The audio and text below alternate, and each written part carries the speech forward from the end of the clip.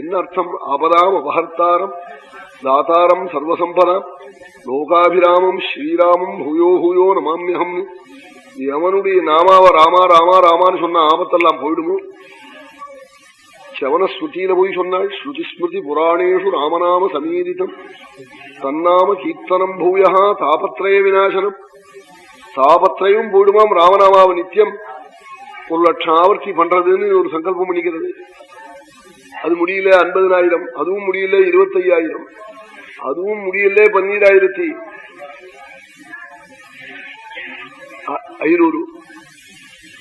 அப்படி ஜபிக்கிறது.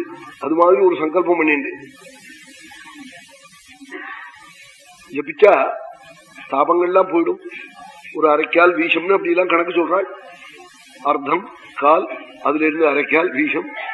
இது மாதிரி 1008 நாமாவது நித்தியம் சங்கல்பம் பண்ணி சமஸ்த பாபட்சயார்த்தம்னு ராமநாமாவோத்தன் ஜபிச்சானியானா தாபத்திரயங்கள்லாம் ஆத்துல இருக்காது, துக்கங்கள்லாம் விலகி போயிடுமா.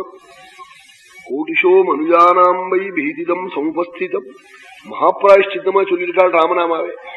கோடி ஆபத்துக்கள் நித்தியம் ஒரு மனுஷனுக்கும் வர காத்துக்கிட்டு இருக்கான். பாம்பு மாதிரி தலையை நீட்டிக்கிட்டு இருக்கான். அது தொலையிடமே ஆனா என்னவா போகும் நாள்? ராமராமேதி சங்கீர்த்திய தன்னாசேதி மாணவா. ராமா ராமா சீதாபதே ஸ்ரீ ராம ராம ராம ராம ராம ராமான்னு ராமநாமாவை ஜபம் பண்ணிவிட்டா கோட்டிக்கணக்கான ஆபத்துக்களை அழிச்சு விடலாம்ங்கிறாள். அதனாலதான் அதை பண்ண விட்டலேன்னு எல்லாருக்கும் இது தெரியாதா? நிச்சயம் ஒரு 1008 நாமாவது பண்ணப்படாதா?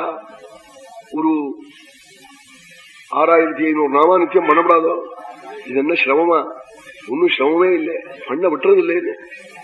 அது நல்ல காரியம் பண்றதுக்கு 1000 பிரதிபந்தங்கள் வரும். முங்கி அடிச்சுதான் பண்ணணும்.